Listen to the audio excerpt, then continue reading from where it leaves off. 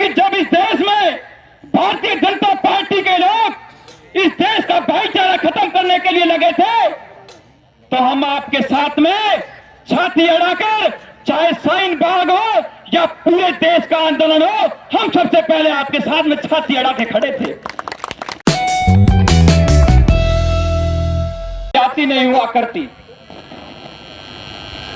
और इस देश में परम पूज्य बाबा साहब डॉक्टर भीमराव अंबेडकर के द्वारा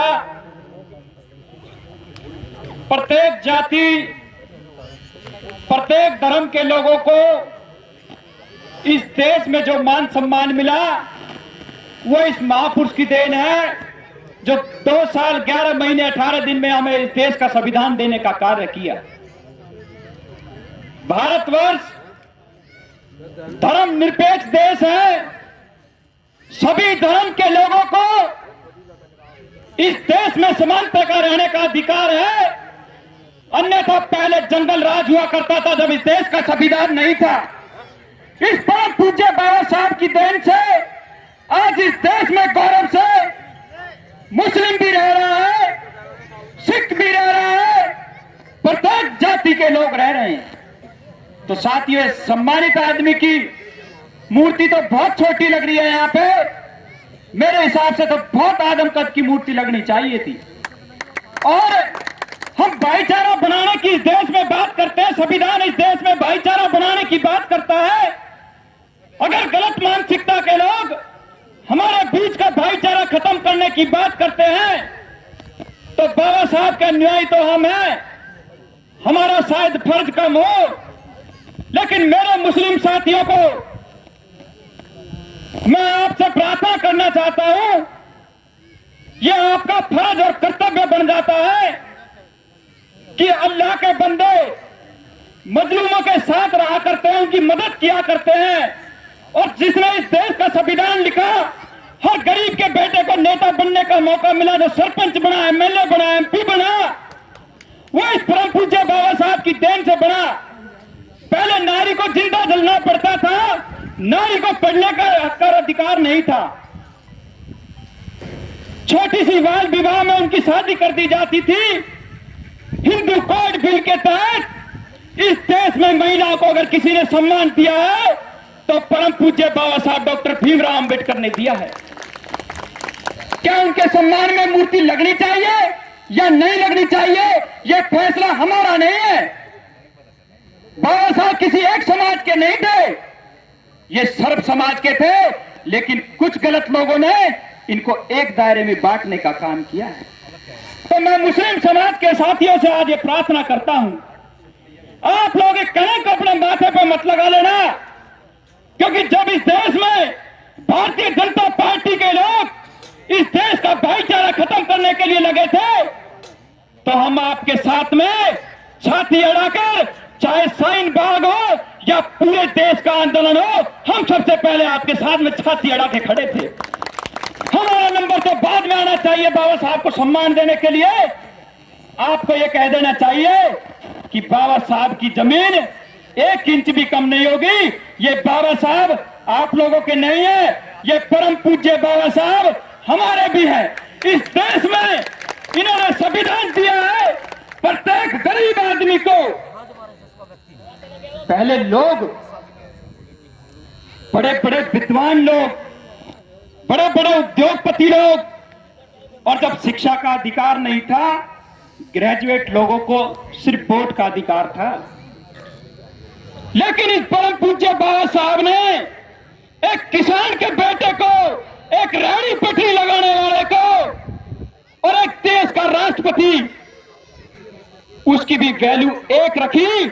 जब वो वोट करेगा, एक लोकतंत्र का माध्यम, पहले रानी के पेट से राजा पैदा होता था, इस लोकतंत्र में राजा बनाने का अगर किसी ने मौका दिया है तो परम पूज्य बाबा साहब ने दिया है। क्या उसकी मूर्ति हटनी चाहिए, क्या लगनी चाहिए साथियों? लगनी चाहिए साथियों। ऐसे महापुरुषों को जिन्होंने इस देश में एक अलग दिशा देने का काम किया, मनुवाद की जड़ें हिलाने का काम किया। और साथियों, जब इस देश में, पूरे विश्व में 10 आदमियों की लिस्ट बन रही थी कि सबसे बड़ा बुद्धिमान व्यक्ति और सबसे बड़ा पढ़ा लिखा व्यक्ति कौन है। तो साथियों, सभी देशों ने अपने अपने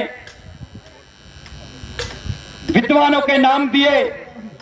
जब उनकी सूची टैली की गई तो उन 10 विद्वानों में ये गरीब का बेटा जो बाहर बैठ के पढ़ने का काम करता था, उस 10 की लिस्ट में सबसे पहले नंबर पे था।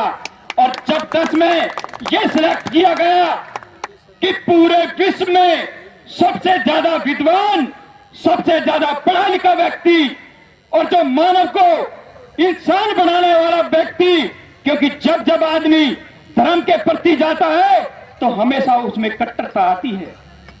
अगर किसी ने इंसान बनाया इस देश में, ऐसा विद्वान व्यक्ति कौन है? तब पूरे विश्व में सिर्फ एक ही नाम आया कि सबसे बड़ा पढ़ा लिखा व्यक्ति, ज्ञान का व्यक्ति, जिसने 32 डिग्रियां लेकर 9 भाषाओं का ज्ञान जिसको था, वो इस भारतवर्ष का एक दलित का बेटा था जिसका नाम भारत का भीमराव अंबेडकर था, जिसने इंसानियत को जन्म देने का काम किया, भारतवर्ष में एक इतिहास और एक पहचान बनाने का काम किया। तो साथियों, ये हमारे महापुरुष ही नहीं, ये सर्व समाज के महापुरुष हैं। महिलाएं सभी जाति और धर्म में हैं। अगर आज संविधान के माध्यम से महिलाओं को प्रोफेसर, डॉक्टर, इंजीनियर और एमपी, एमएलए, सीएम बनने का मौका मिला तो इस संविधान के तहत मिला है। तो ये सबसे बड़े महापुरुष हैं, ये सबसे बड़े आस्था के प्रतीक है हमारे लिए। मंदिर के घंटे बजाने से कोई विद्वान नहीं बनता, वहां तो भिखारी बनते हैं। लेकिन जब बच्चा स्कूल जाता है और वहां पढ़ता है और अपनी गरीबी, अपनी जलालत को समझकर उसके अंदर एक ही प्रण होता है कि मैं इस देश का प्रथम नागरिक बनूं, और उस शिक्षा को देने वाला इस देश में कौन है? आज गरीब का बेटा, गरीब की बेटी इस देश में प्रथम नागरिक भी बने और प्रथम शिक्षा के माध्यम से प्रथम श्रेणी में भी है। यह अधिकार किसने दिया? यह किसी दलित के लिए नहीं था, यह सर्व समाज के लोगों के लिए था। और यह किसने दिया? यह परम पूज्य बाबा साहब डॉक्टर भीमराव अंबेडकर ने दिया साथियों। तो साथियों, मेरे बीच में सभी सम्मानित साथियों ने अपनी अपनी बात रखी और सभी साथी यहां पर बहुत ही सम्मानित हैं। सभी संगठन के युवा साथी, भाई सतपाल जी भी आए हुए हैं, अनिल जी भी, और बहुत सारी सरदारी आई है। सभी का नाम ना लेते हुए हम आज यहां से एक प्रण लेके जाएं कि बाबा साहब के मान सम्मान में अगर कोई हमारे बीच में भाईचारा खराब करने की बात कर रहा है तो हमें उसे मिलजुल कर बैठकर, जो इसका विरोध कर रहे हैं उनके बीच में बैठकर इसको, क्योंकि किसी भी समस्या का हल बातचीत के जरिए से होता है। तो मेरे सम्मानित साथियों, यहां मुस्लिम समाज भी बैठा है, ब्राह्मण समाज के साथी भी हमारे साथ में आए हैं, गुर्जर समाज के भी साथी हमारे साथ में आए हैं। इस महापुरुष को सम्मान देने के लिए इस मसले को निपटाने का आप लोग काम करें। जहां भी कहीं जरूरत हो, बहुजन समाज पार्टी का सिपाही इस फरीदाबाद में नहीं, बहुजन समाज पार्टी का संगठन पूरे देश में है। बाबा साहब के सम्मान में एक एक बच्चा आपके साथ में खड़ा है, एक एक युवा साथी आप लोग के बीच में खड़ा है। साथियों, आप एक बार आवाज लगा के देख लेना। तो सम्मानित साथियों, सभी का कदर करते हुए आगे मुख्य वक्ता भी बैठे हैं, समय की नजाकत को समझते हुए सभी साथियों का धन्यवाद। जय भीम, जय भारत। बहुत बहुत धन्यवाद भाई मनोज जी का, बहुत बढ़िया। अगर आपको ये खबर अच्छी लगी तो लाइक करें, ज़्यादा से ज़्यादा शेयर करें और चैनल को ज़रूर सब्सक्राइब करें। धन्यवाद।